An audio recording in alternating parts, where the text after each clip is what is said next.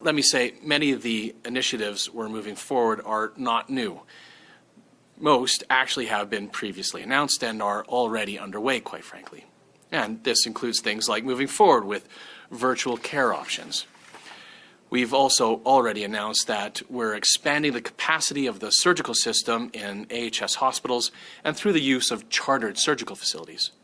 And this work will continue when AHS issues RFPs for new chartered surgical facilities later this fall. Now, labor costs make up roughly 70% of AHS's total expenses.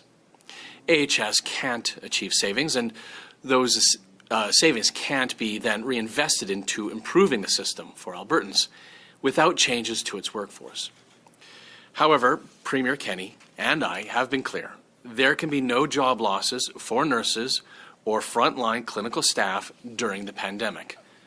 So to that end, I can confidently say government's direction is that there will be no job losses for nurses or frontline clinical staff. I have also directed the AHS board to complete a full review of senior AHS executives to be completed by the end of the fiscal year. And I've also directed that at a minimum, 100 management positions be eliminated. Today, Jason Kenney announced his plan to destroy 11,000 Alberta jobs in the middle of a profound economic crisis, creating chaos in our hospitals in the midst of a deadly global pandemic and imposing new costs on Alberta patients and their families. Jason Kenney's plans are completely irresponsible. Frankly, these plans are stupid.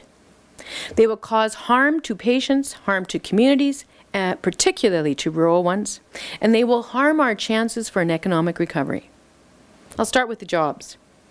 Jason Kenney believes that the Albertans who are cleaning rooms, washing bedding, and preparing food in our hospitals during a pandemic are somehow expendable in order to pay for his $4.7 billion corporate handout. Let's be clear. These Albertans are frontline workers. They are heroes.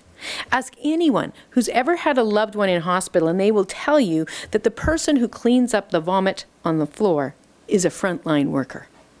So let us be very clear. Jason Kenney and Tyler Shandro are firing frontline workers in the middle of a pandemic.